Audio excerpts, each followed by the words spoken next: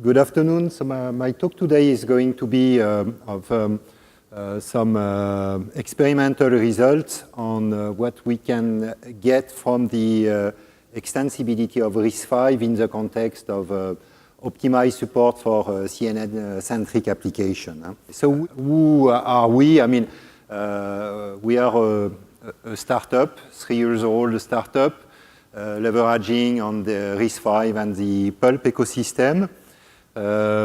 We are based in France, at the foot of those nice mountains you can see on this picture. And we taped out, end of last year, our first generation product that is called GAP8, and that we have been shipping through development boards, from end of February to now, and we are ramping up volume production those days. Our market vision, I mean, this is a story that you have been hearing, I guess, many times during this show, is, from, if you look at the things from the pipe point of view, data pipe point of view for an IoT device, you will end up with relatively low bandwidth, narrowband IoT, Sigfox, LoRa, that can give you byte to kilobyte per day in the context of battery-operated sensors. But the question is, at the same time, if the market demands rich data from a sensor point of view, image is the best example. And the reason why we could ask those rich data is because we want to perform some high-level processing, like understanding the content of the signal. So in a centralized system, then we have a major issue with the pipe itself. So the alternative is you can process the data and move from a highly quantitative to a qualitative representation through various techniques, and CNN is the most trendy one, but there are lots of other ones. So this will solve your problem from the pipe point of view, because you will operate several order of magnitude of size reduction. This will enable lots of things, low operation, low deployment cost, etc., etc., except that you may have an issue because you will have much more MIPS than what an MCU can deliver. Huh? So, but still, we want to have a MCU class from a power envelope point of view. So this is where we claim that we provide a solution to compromise in between power, complexity, and cost. Huh? So our first generation GAP8 device is, when you look at it, is a combination of two domains, two independent domains, voltage and frequency. On the left-hand side, you have something that is very similar to an MCU, so with I/O capability. So I've been talking about sensing the environment. So this is basically sensing vibration, image, audio signals. Also managing I/O channels and managing software life cycle, like secured execution, etc., etc. So this is all covered in this MCU domain, for which we are using an extended RISC-V core. And then when we need to analyze the data, we move to the right-hand side part, which is a parallel processor with 8 cores, identical to the one on the left-hand side of the diagram, that can, on which we can crunch numbers at relatively high throughputs. Huh? Combinable with those cores that can deliver already a significant number of GOPS per second, we can throw into the battle, an hardware convolution engine, specialized solution, when CNN are at stakes. Huh? It's an integrated, what we call a hierarchical architecture from the point of view. If you look at what you need to perform from the point of view of an IoT application, you need to manage, situation where you do nothing. I mean, so this is basically deep sleep state. So here we stand around, 1 microamp. Then you may be retentive, so you put a little bit more energy, around 10 microamp. Then you need to possibly pre-analyze data. So take audio, performing subband analysis or beamforming. So you turn on the MCU domain, so your milliwatts class. And when you really need to process serious things, you turn on the last domain. And here you move to tens of milliwatts. Huh? So you have this hierarchical nature, and here the key is the agility of moving from an operating point to another one. How are we linked to RISC-V? So of course, I told you that we are using an extended ISA that is RISC-V compatible. But we are also leveraging on the Pulp project. So you had an example during the previous talk.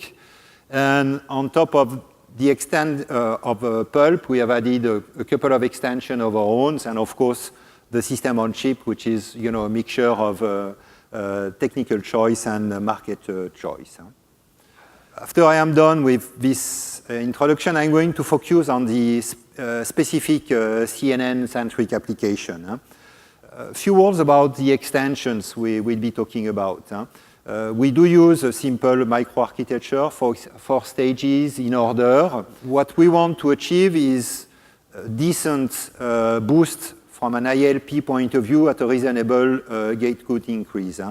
So if this is achieved through several groups of extensions. So my first group is related to loop kernels, is to hide the overhead related to iteration, compress everything that is related to memory access through post-modified access. So zero overhead loop and post-modified load stores. My second group is doing a better job for everything that is related to digital signal processing and linear algebra. So this is basically a MAC MSU with potentially post-normalization and rounding, and similarly addition, subtraction, and multiplication with normalization and rounding, clipping, and min-max apps, because here you catch also a control flow dimension where you are at risk of stalling your pipeline. My third group is about bit manipulation, inserting, extracting, usual stuff, and population counts. Of course, for example, if you are after binary networks, population counts matters. My fourth group is, leveraging on vectorial capability, simple form of vectorial, SIMD, so which is, addition, subtraction, min-max, logical operation, but it's also shuffling capability to reorganize the layout of a register, plus insertion and extraction. And finally, using vectors to produce scalar. So this is mostly dot product and sum of dot products, which is playing also a central role because it's pushing the limit of the dynamic you can manipulate. For example, in fixed point context, you start from relatively low resolution data and you produce higher resolution within the same instruction. So the last group is a little bit orthogonal with the other one. It's more related to complex number manipulation, and what is at stake is mostly FFT performance, but also some more specific 3D-based algorithm like Viterbi or turbo decoder.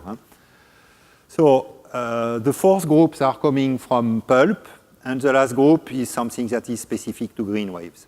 So let's see now how it comes into play in the context of CNN. First word about, during what I will report, I will talk about performance and both cycles and power. So from power point of view, we use a Pico chip device. We trigger GPIOs and we measure power during the activation window of a given kernel. for CNN, I will focus on, two variants of convolution layers, and I will use 5x5 as an example, stride one.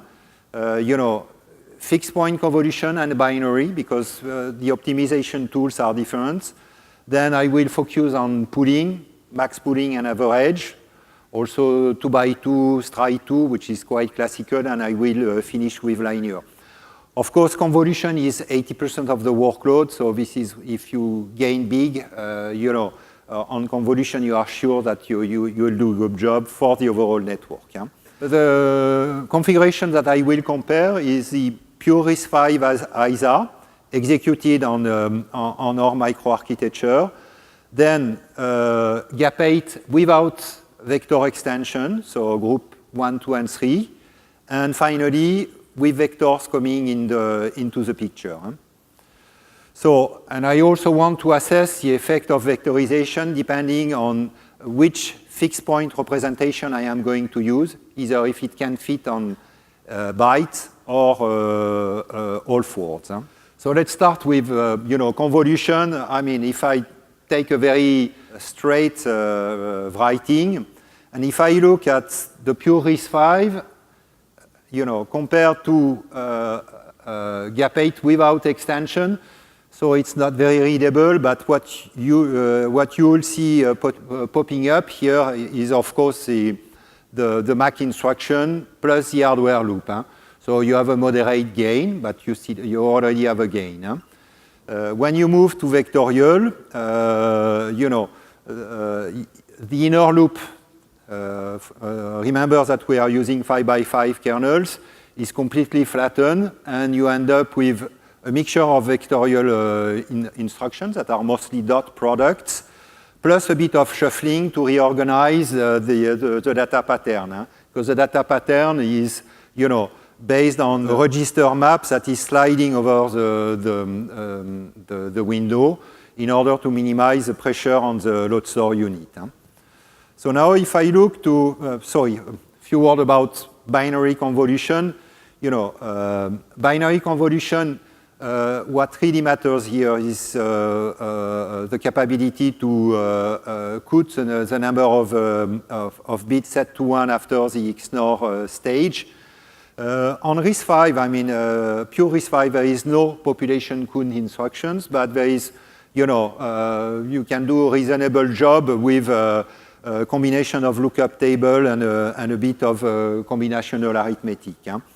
But of course, if you do have bit manipulation capability, you end up with a fairly significant boost. So here, what's come into the picture is, zero hardware overhead loop, bit manipulation, and a bit of vectorial to evaluate several outputs at the same time. If I look to, I told you that I want to compare pure RISC-V followed by GAP8 without vectorial, then GAP8 with vectorial, and then my last point is if I put parallelism into the picture. So I take my optimized code and then I deploy it on several processors. I want to understand how I move from a performance point of view from my initial representation to my highly optimized parallel and vector representation. So you see that the gap is fairly significant. I mean, there is an ISA gain, which is around factor of 3 here, and plus a factor of 8 that is coming from the parallelization dimension. And same story for if I look to another metric, which is the number of picojoule per produced output. So here, a produced output is a 5x5 convolution, so 25 sum of products. You will see that from a single core perspective to an 8-core vectorized and optimized, we get nearly a factor of 15. Using the same referential, which is how much joule does I need to produce my 5x5 convolution. So if I do the same exercise for pooling, taking first max pooling, RISC-V here suffer from the fact that you break the flow because of the lack of max. Of course, if I look now to, with my extension without vectorial, I see post-modify access, zero hardware overhead loop, and of course my max operation. And moving to vectorial, I'm gaining a little bit more, but not that much. Can do the same exercise with average pooling. And again, here, if I look at how much I'm gaining in moving from a single pure RISC-V core to my 8-core vectorized, there is a factor of 30. Again, part of it, factor of 3 more or less, coming from ISA, and the rest coming from parallelization. Same story from Joule per operation, going across my range of solution. So linear, again, what will come into the picture is the zero overhead loop, post-modify access, and the dot product, accumulation of dot product, plus the MAC operation. Again, we see a structural gain coming from the ISA, plus the gain coming from parallelization, and that we find again when we look at the number of picojoule per output. So if I summarize from a performance point of view, I mean, across the range of layers we have seen, we see that the average extension gain from a speed point of view and from a geometric mean is 3.6. Of course, that is further amplified by the parallelization, which move from 3.6 to 24. What it tells us here is that from our architecture works well, has no scaling issue. And interestingly, I mean, if I look to my different points, keeping in mind that 80% of my workload will be convolution related, the good news is that this is where combination of vectorization and parallelization pays the more, with a gain of 50 compared to a single core model. Something that is more interesting is what is happening from an energy point of view. If we compare one core to another core, if we boost the cycle count by a factor 3 dot something, we find the same effect on the number of joules per instruction. But, in the context of parallel execution and because of other architectural effects, the fact that we share the instruction cache, you see that moving to a parallel implementation gives you another factor of 2 on top of what you get from the ISA specialization, which brings us to 7.4. And again, same remark, most of the energy gain is on convolution, which is good news for the sake of what I want to demonstrate. Good, so the next point is, so far I have been measuring things with making the assumption that everything is local to memory. The other problem I need to solve is what to do with memory, because in real life, if I take CNN as a referential, I can end up with fairly large tensors that will not fit into my internal memory. So I want to minimize the energy overhead. And, the choice we have been making on GAP is not to rely on caches for data. Partly because of silicon area, but mostly because from a statistical point of view, because of cache hit-miss effect, I can estimate that 70% of my memory bandwidth to the cache will be lost because of the very nature of the cache. We do use a single naming space, so meaning that every core can access any part of the memory hierarchy. But on top of random access, we are of course having DMA channels that we can use for the sake of moving data in and out in parallel with kernel evaluation. So, and the problem we want to solve is how can I organize my data set in order to be sure that I can execute a kernel and prepare data for the next kernel. So here, this is something that we are solving using a tool of our own that we call an autotiler. So the principle is that you write kernels, basic kernels, caring about vectorization, parallelization, but not caring about the amount of memory you are having. You assume that it's infinite. Then you characterize a user kernel, which is how your iteration space is organized and how each argument of the kernels is that can be expressed as a subspace of the iteration space, overall iteration space, how each of those kernel arguments, so you can, in CNN referential, these are, here you are talking about, the input plane, the coefficients, that are subspace of the overall iteration space. And, you characterize each of them, and you give a memory budget, and then this tool will generate a tiling structure and will produce an interleave representation where data are moved and compute kernels are called. So you solve your problem, so it's a constraint solving problem, and you come up with something that is a stream-centric representation where you move the minimal amount of data. To summarize, I mean, basic kernels, user kernels, a constraint solver that will produce C code that is interleaving compute and data transfer. So just to give you an example, with this autotiler, we write generators, and this is, the exact number of lines it's going to take to capture NIST, for example. 3 calls to generators. So how does it work on a real-life network? So let's take keyword spotting, which is an interesting example because, it's not only about classification and CNN.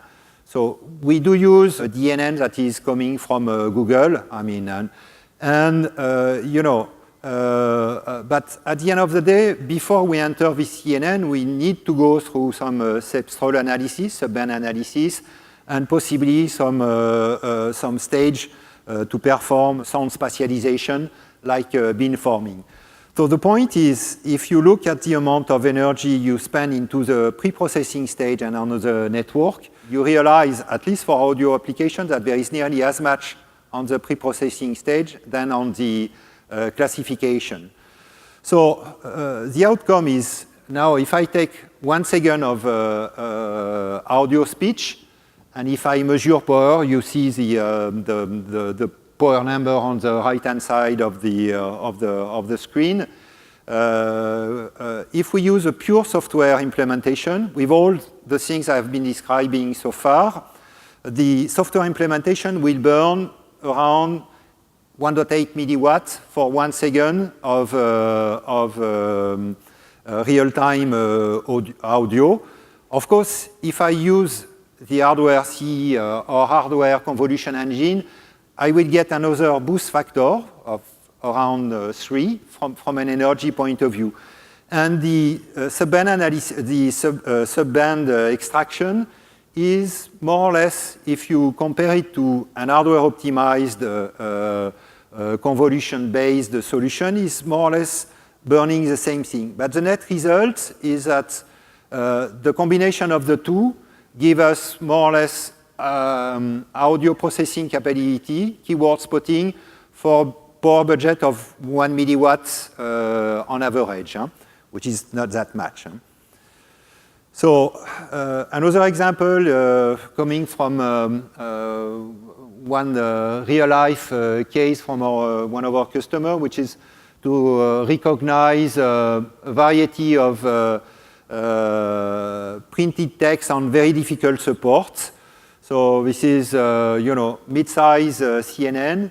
around 1.5 million free parameters. On this network, what we observe is moving from the original network to a fully parallelized and vectorized. We have a speed-up factor of 8, and we get another factor of 2 thanks to hardware acceleration.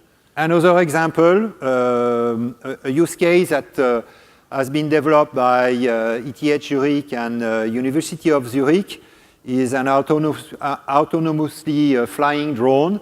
So the analogy is learning to fly by driving. So Udacity as a data set has been used, and we generate a steering angle and probability of collision using a variance of ResNet. So it starts to be fairly sophisticated as a use case.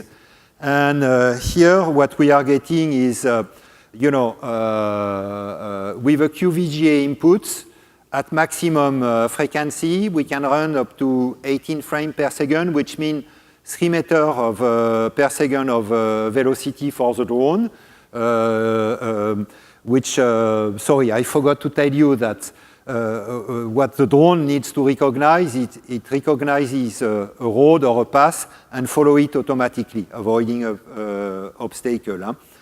So up to 18 frames per second, but more interestingly, if you step back a little bit in terms of frequency, assuming 100 megahertz, which is still 6.5 frames per second, we can achieve it at 40 milliwatts of average power budget. Huh?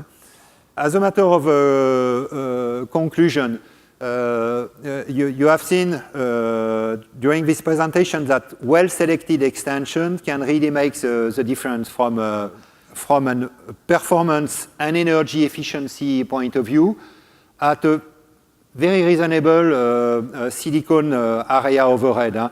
More or less, the pure RISC-V versus the extended version, from a data path point of view, it's 40 to 50% gate count inflation.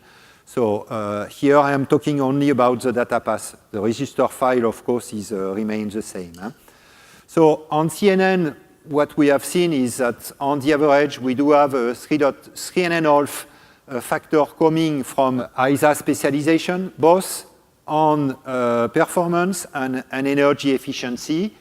What we have seen is that those gains are further amplified by the parallel nature of the architecture, and this is rooted, something that is well known as a property of parallel architecture, but also rooted on some specificities of, some of our hardware ingredients. As a net result, we are claiming that we can support mid-size complexity CNN with MCU class power budgets, from 1 milliwatt to few tenths of milliwatts. And we believe that this is really enabling a whole family of use cases for which deployment cost requires wireless, and exploitation cost requires that you can live on battery for months and possibly years. And this is concluding my talk.